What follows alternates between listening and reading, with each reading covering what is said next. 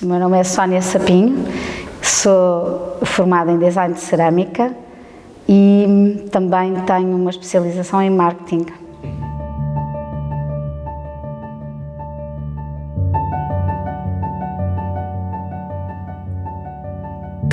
Eu fiz Design de Cerâmica na Escola de Arte e Design das Caldas da Rainha há 30 anos. Comecei o curso, fomos abrir a escola e gostei muito, fui parar lá por acaso, porque queria ter entrado para as Belas Artes de Lisboa, do Porto, não entrei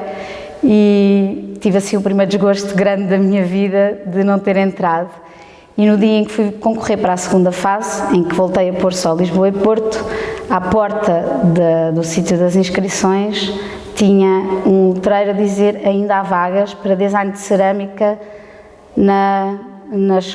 penso que dizia ESAD. E então eu disse, olha, isto era capaz de ser giro. E pus, não disse a ninguém. E depois entrei, fui visitar a escola, percebi o projeto da escola. A minha ideia inicial era ir frequentar um ano e depois pedir transferência para Lisboa, mas fiquei completamente apaixonada pelo sistema, que a escola quando abriu tinha uma base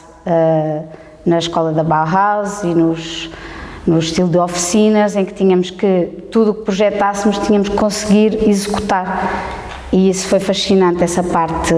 manual. E pronto, depois apaixonei-me pela cerâmica e fiz os 3 anos. No final do curso estava a pensar ir fazer História da Arte, a seguir, porque queria mais e queria estudar mais. Eu também entrei um ano mais cedo para a escola, achava que era muito nova ainda, mas surgiu a oportunidade de irmos uns quantos a uma entrevista para um possível estágio. Consegui esse estágio, fiquei numa fábrica, foi muito giro, foi um percurso todo muito giro, a trabalhar na indústria, onde fiquei durante 5 anos e depois voltei a estudar na Escola das Caldas da Rainha, porque o curso inicialmente era um bacharelato e em 98 abriram os 2 anos suplementares para fazer a licenciatura. Eu achei que era a altura certa, ao fim de estar 5 anos a trabalhar, ainda bastante nova, de voltar à escola e fazer mais 2 anos, e foi muito giro. Design gráfico, era assim, a minha paixão era o design gráfico. Portanto, não tinha pensado nada em cerâmica? Nada. Foi uma agradável surpresa. Já tinha tido contacto, não é? Que nós tínhamos, na altura em que eu fiz o percurso escolar, tínhamos nas aulas de trabalhos manuais, quase todos os anos desenvolvíamos alguma coisa em cerâmica, aprendíamos as técnicas base, mas nunca tinha imaginado trabalhar em cerâmica, nunca. E depois, entretanto, deixei mais ou menos de trabalhar em cerâmica, mas acho que o bichinho continua cá e um dia mais tarde vou voltar a trabalhar em cerâmica. Eu acho que o encontro com a azulejaria, eu ontem estive a pensar nisso por causa desta conversa e porque li também um artigo de uma designer que explica que na sequência da nossa vida vamos percebendo o impacto que a nossa juventude e as imagens, a estética, quer das casas dos avós, quer das nossas próprias casas, tem na nossa vida futura e até na nossa vida enquanto criativos. E, de facto, se calhar a azulejaria, no país onde vivemos, está cá bastante presente. Portanto, eu sou de Palmela, não sei se conhecem a Igreja de São Pedro, por exemplo, que tem maravilhosas expressões artísticas em azulejo. Mesmo no castelo há algumas coisas dessas e, como qualquer pessoa nascida nos anos 70, aquele todo o impacto das casas completamente forradas por fora e por dentro de azulejos, acho que isso não pode ser desprezado no percurso, se calhar no meu percurso, e que se calhar agora, quase tenho 48 anos, percebo determinadas coisas que nos aparecem que têm a ver com memórias anteriores, e a dos azulejos de certeza que está cá. Na escola, no percurso da licenciatura, tivemos no primeiro ano logo um primeiro projeto em azulejaria e também abordei a parte dos relevos, ou seja, logo aí essa primeira experiência também foi com relevos, em vez de me manter apenas pelo plano, também quis explorar o relevo porque acho que na história da azulejaria, quer nossa, quer de outros países, há muito pouco essa mais-valia de podermos sair das paredes e deixar de ser só plano. No último ano de curso de licenciatura, portanto aqueles 2 anos suplementares, o projeto final de curso foi-nos pedido que fizéssemos uma intervenção em cerâmica na área das terapias ou da envolvência com crianças e, sobretudo, crianças com alguns desafios, ou seja, diferentes da norma e que precisassem de alguns estímulos adicionais daquilo que se acredita ser o normal. Portanto, nessa altura, direcionei-me para o trabalho com crianças e para a mão, porque quando pensava o que é que mais me custou sempre, quer em pequenos acidentes, custou sempre mais, foi magoar-me nas mãos. Portanto, direcionei-me para a parte da mão, falei com um amigo que é fisiatra e perguntei-lhe, portanto fui ter uma conversa com ele de pesquisa sobre o que é que eu poderia trabalhar em cerâmica e ele disse-me, há uma área que pode trabalhar, que é excelente, que é na área da terapia ocupacional para crianças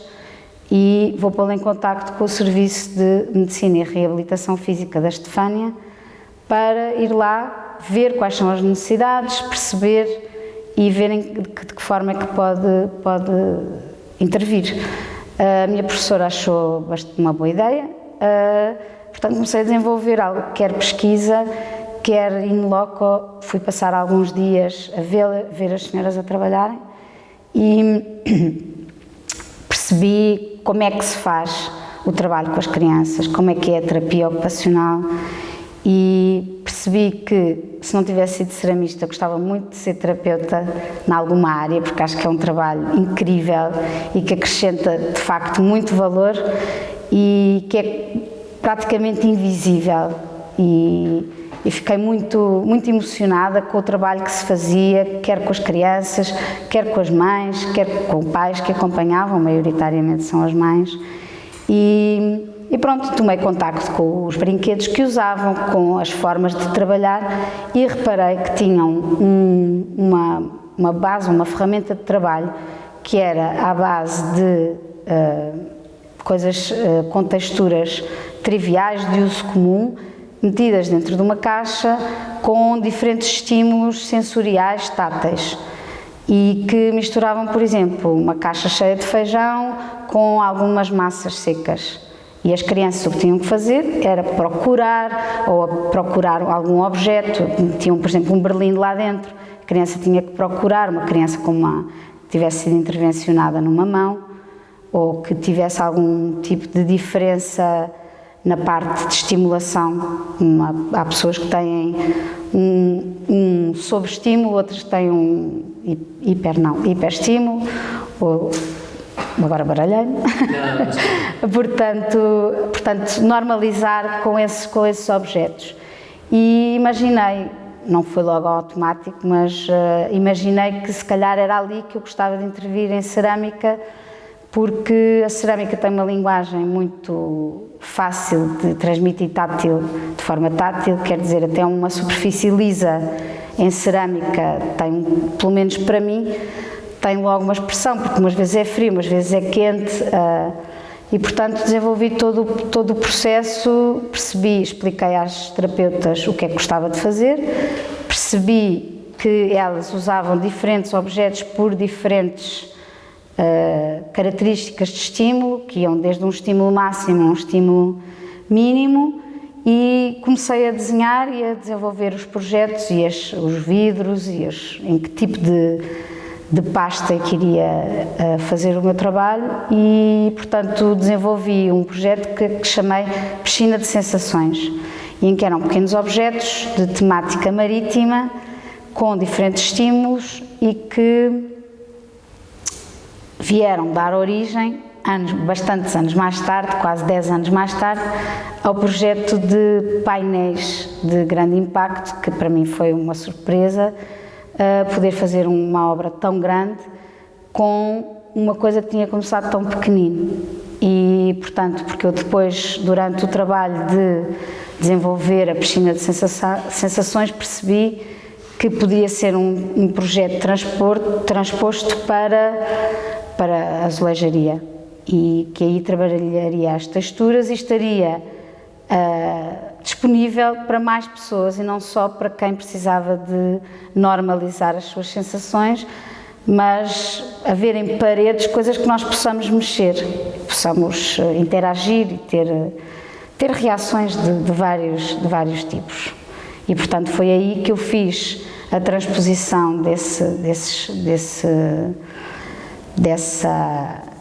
trabalho bidimensional ou tridimensional, passar para bidimensional e poder ser usado em parede. Apresentei o projeto a uma empresa que estava na altura a desenvolver o que eles chamavam azulejo do século XXI, e achei que seria a parceria certa. Apresentei-lhes o projeto, a ideia, e foram bastante receptivos e quiseram desenvolveram amostras, fizemos estudos e desenvolvemos um produto que depois se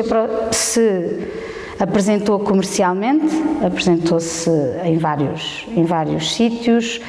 e quando estavam a desenvolver o complexo das escolas de Óbidos, a Câmara de Óbidos teve conhecimento deste projeto e quis integrá-lo na obra do arquiteto Cláudio Satt, e foi aí que se juntou a fome com a vontade de comer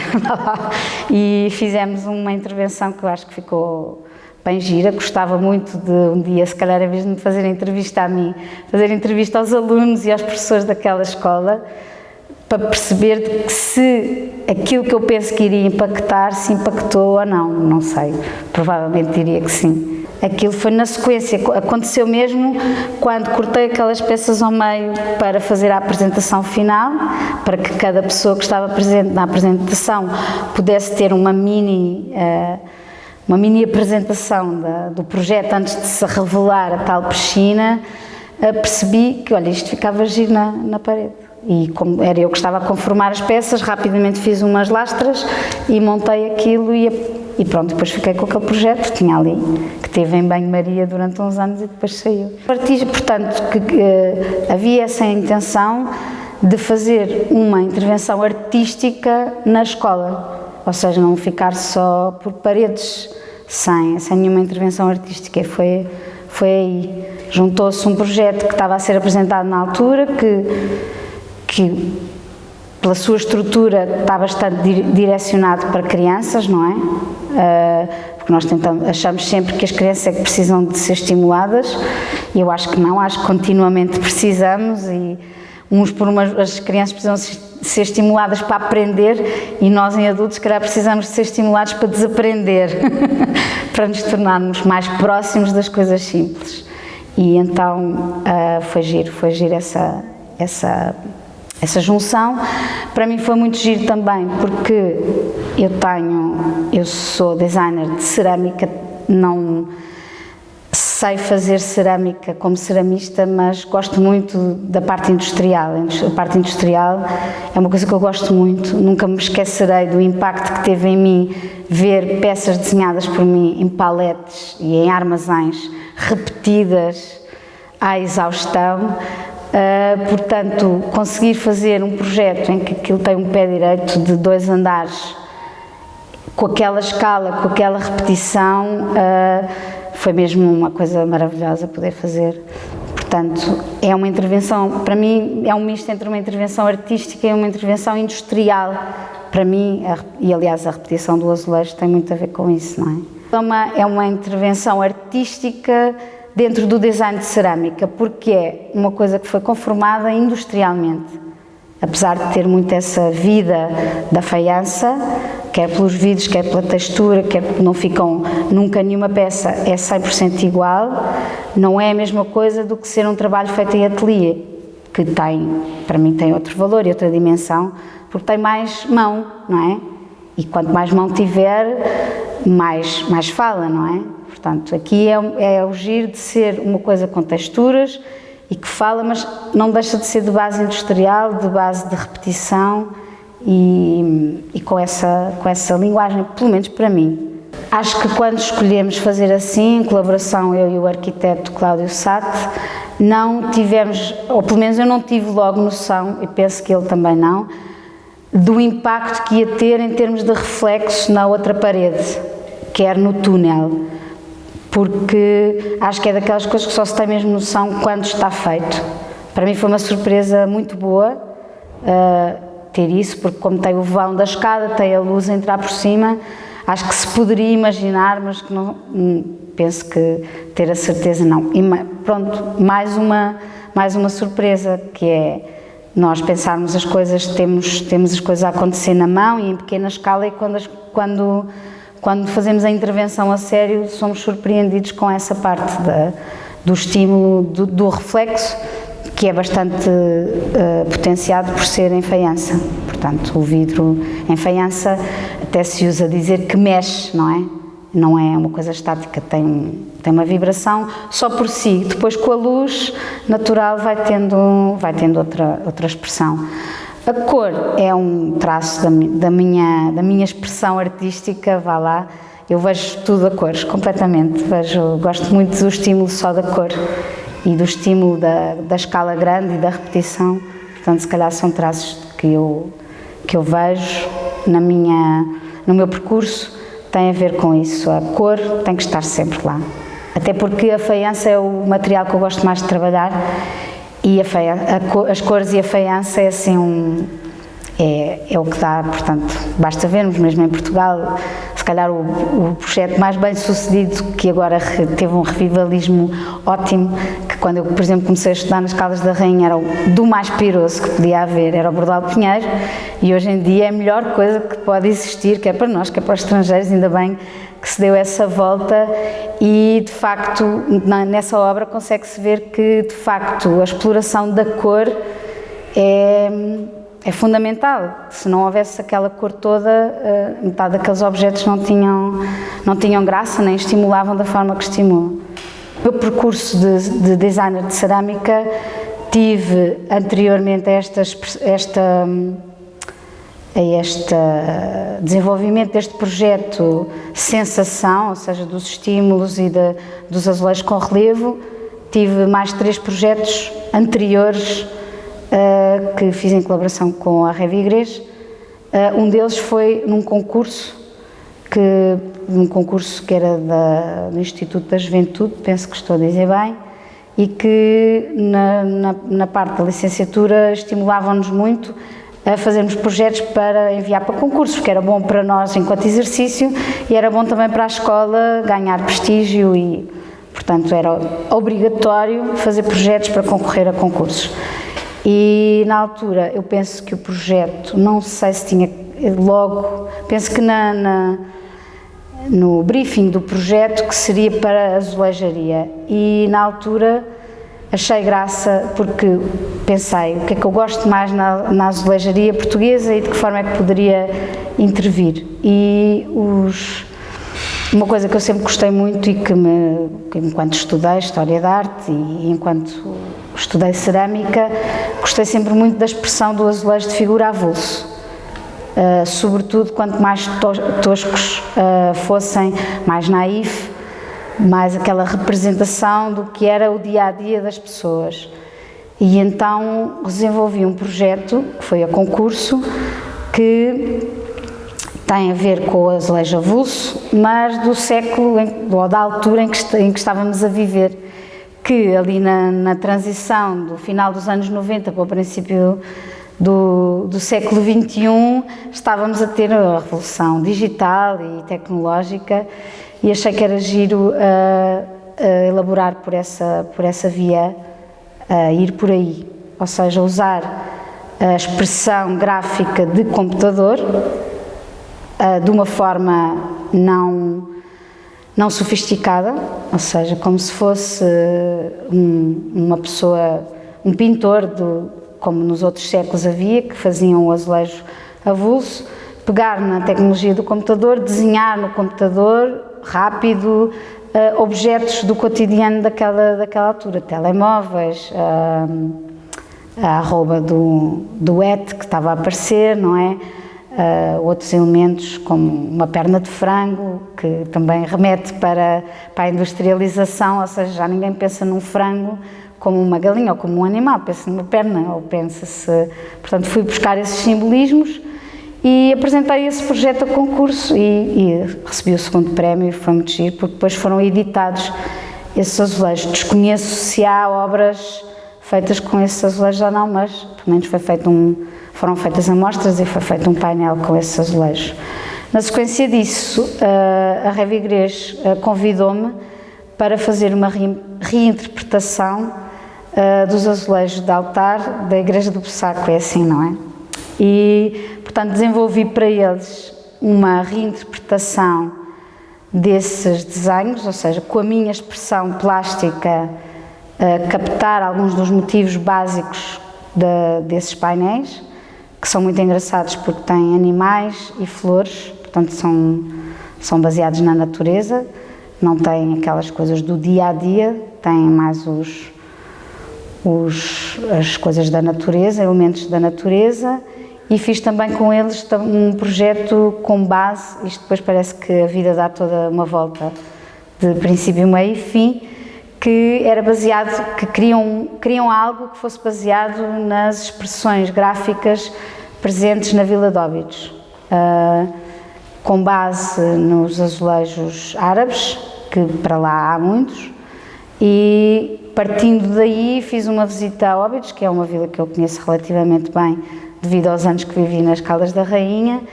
e portanto fiz uma visita, fiz uns registros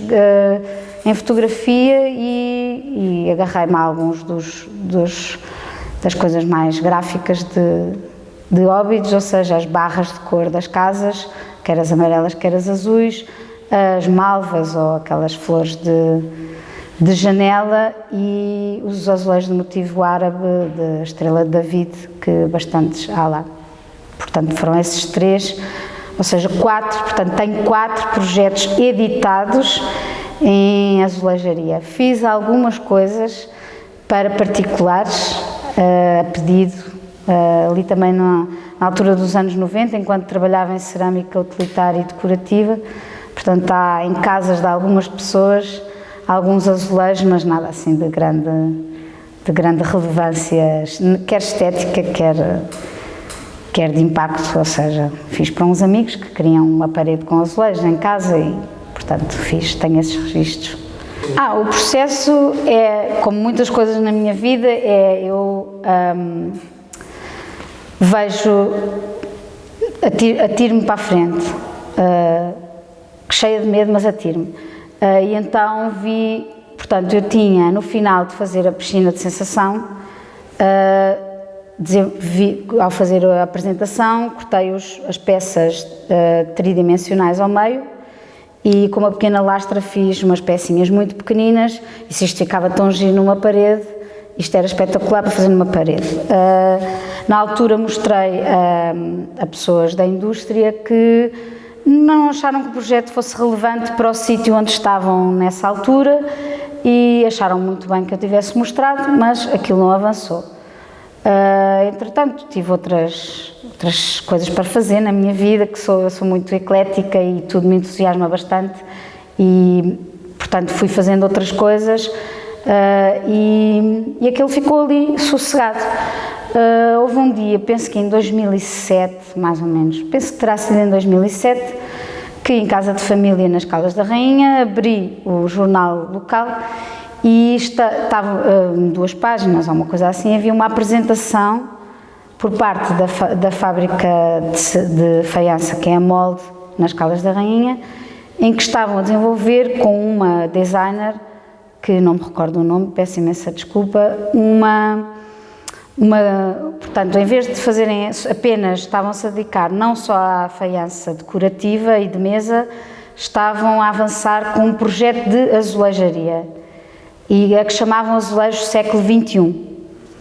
E eu olhei para aquilo e disse assim, olha, isto era muito giro, em casa disse, olha, isto era muito giro, podia lá ir com os meus, saber se tinham interesse em produzir, porque como tenho que hoje já não penso assim, como tenho esta característica de ter trabalhado na indústria, acho sempre que são as fábricas é que vão ter interesse em produzir aquilo. Nunca penso em dizer assim, não, eu tenho esta ideia, eu quero produzi-la e vou ter com as pessoas para produzirem para mim. Não, eu fui aproximá-las que querem produzir para vocês. E como é que vamos fazer? Tipo, se querem comprar o projeto, como é que querem fazer? Como já tinha tido essa experiência anterior com a Revigres, que me encomendou o projeto, pagou o projeto e depois a parte comercial era com eles, fui apresentar. E da parte da molde foram bastante receptivos, acharam a ideia muito interessante e que se enquadrava naquilo que eles estavam a desenvolver, mas disseram, nós não temos condições para comprar a obra, mas vamos desenvolver a obra consigo e vamos juntos tentar comercializá-la e pô-la no mercado. E foi assim. Portanto, depois fiz os desenhos, portanto, partimos das maquetes pequeninas, eu fiz os desenhos, passam-se os desenhos para a modelação, são feitos os moldes, depois eram prensados, era a partir de prensas, pronto, fizeram-se os testes, está bem assim, não está bem assim, vamos cá. E foi sempre um projeto colaborativo, e pronto, e depois na fase de comercialização conseguimos esse grande projeto de intervenção que foi bom, que acho que foi bom para ambos, termos essa obra, que penso que vai perdurar, portanto com a expressão mate, que tem, portanto tem o ser o mate e o brilhante tem ainda a ver com o projeto de sensação, porque ao ser mate ainda estimula mais. Fizemos o desenvolvimento não de um vidro mate, como é que eu ia dizer, trivial ou mais recorrente, porque normalmente os vidros mate decorativos e que são muitas vezes usados até na louça utilitária são mate, mas não são ásperos, são um mate macio. E eu não quis mesmo desenvolver algo que fosse mate e áspero, queria mesmo essa sensação áspera. Foi desenvolvido uma aplicação de um hidrofugo por cima para que fossem resistentes à água. Imagino que queria fazer uma cabine de duche com aquele azulejo, podia construir porque estava operacional da parte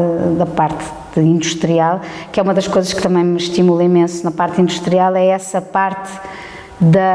do estudo dos materiais e de investigação em que se conseguem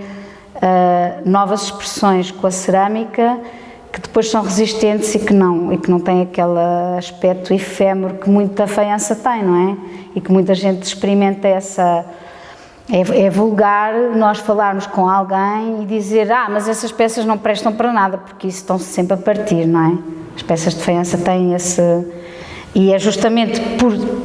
por serem mais frágeis é que elas têm também tanta expressão plástica, não é? Portanto, temos é que ter mais cuidado no manuseamento. Mas essa parte de podermos desenvolver industrialmente e com toda a parte química e menos experimental, ou seja, aquela coisa que faz um ceramista que experimenta, que vai testando vidros, que vai metendo no forno, naquele dia sai assim, naquele dia sai assado, é uma coisa que eu acho muito gira,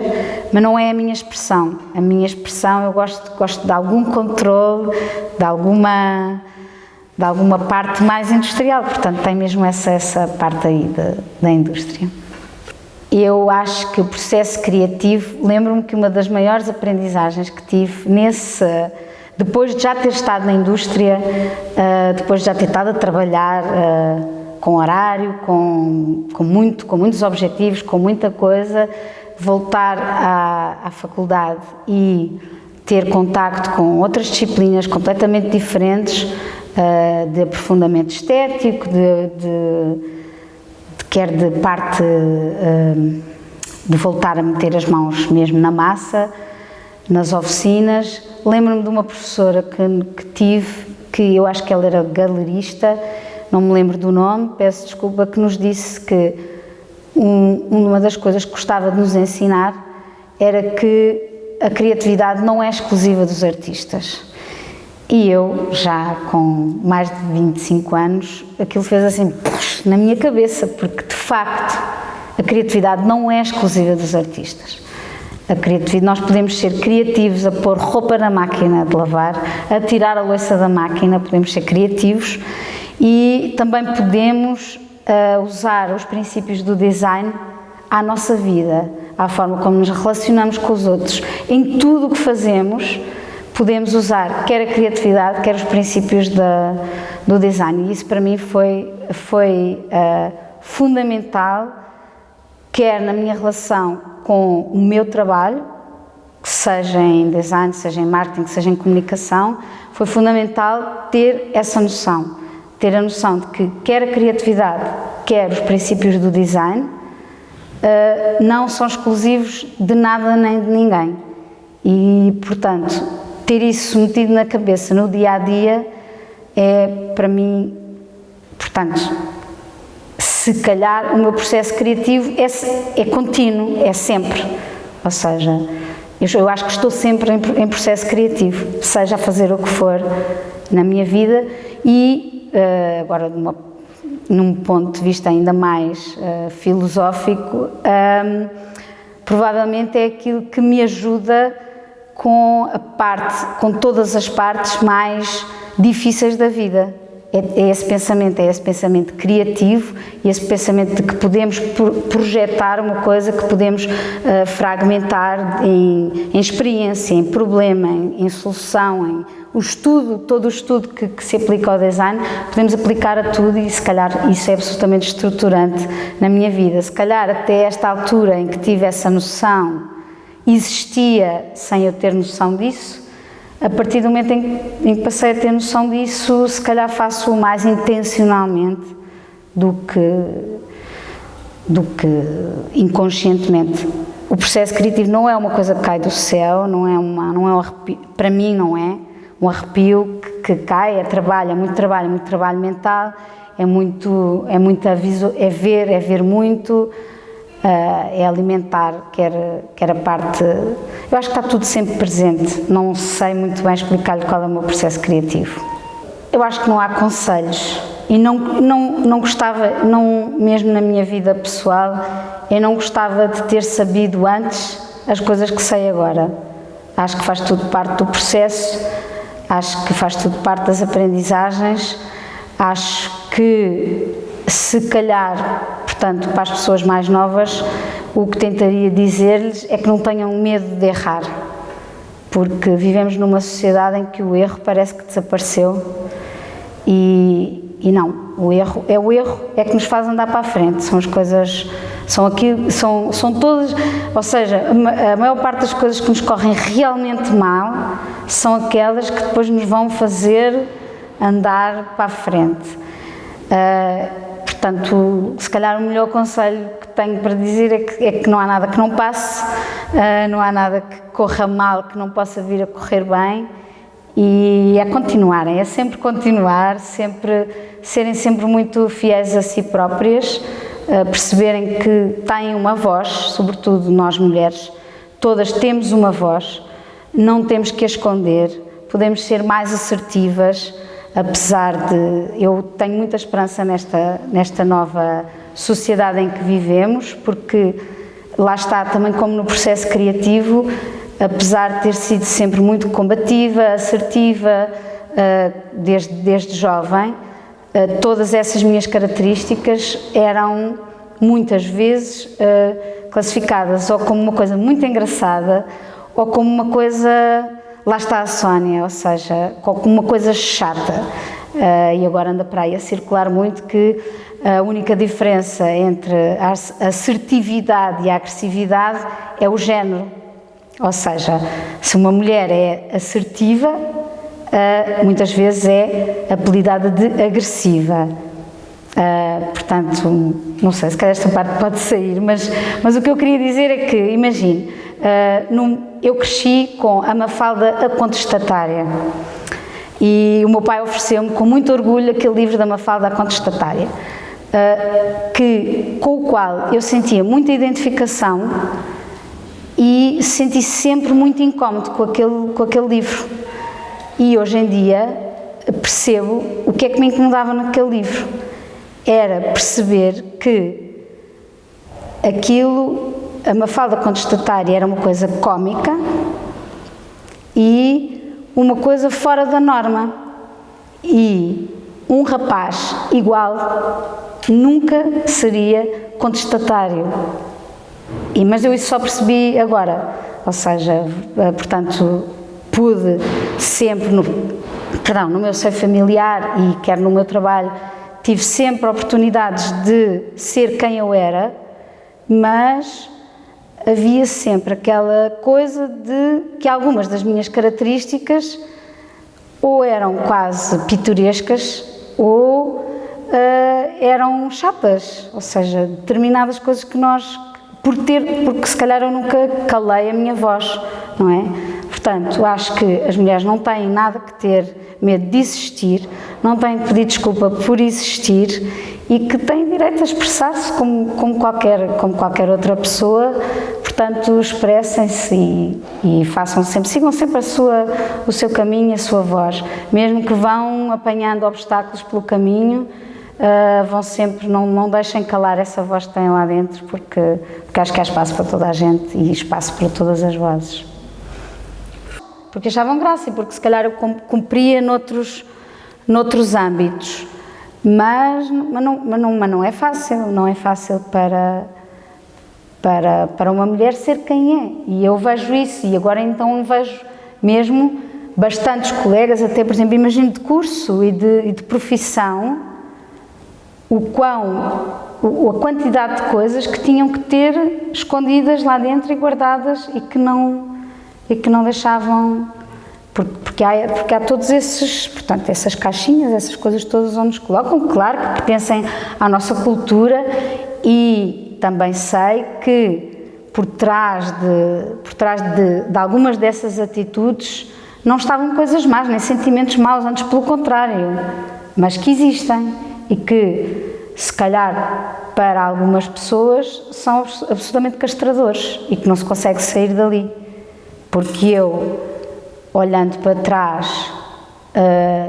acho que fui sempre confiante, pude sempre mostrar a minha forma de ser, mas digo-lhe que depois de fazer 40 anos senti um empoderamento como nunca tinha sentido, e vejo que aquilo que eu achava e que se calhar para a média poderia ser até bastante à frente, na altura, não tem nada a ver com aquilo que eu sinto hoje. Ou seja, aquilo que era um bocadinho acima da média, em termos de confiança, em termos de não ter medo de me expor, era nem 50% daquilo que eu hoje considero que se calhar já tenho 85% ou 90%. Percebe? Devido também às mudanças todas na sociedade e às pessoas com quem me relaciono mas acho que sim, fui criada numa família em que as mulheres todas tiveram sempre voz, em que as mulheres estavam de igual para igual com os homens em casa, mas mesmo assim sei que a educação familiar dos rapazes não era igual à educação familiar das raparigas, com muito prejuízo para os rapazes até certa idade, porque eu acho que os rapazes são prejudicados até certa idade, porque às raparigas é-lhes exigido tanto que são dadas muito mais ferramentas do que aos rapazes. Temos algumas vantagens nessa parte do crescimento, porque nos é dado tudo, não é? E depois há o contrário, que é tentar tirar-nos um bocadinho, mas acho que as coisas estão a mudar e tenho muita esperança nas miúdas de agora. Há coisas que me chocam hoje, que eu há 20 anos, se calhar era eu própria a fazê-las e que me chocam, não é? Mas isto está a ser gravado. É interessante. Pois, mas isto era... Agora pensei que estávamos a conversar.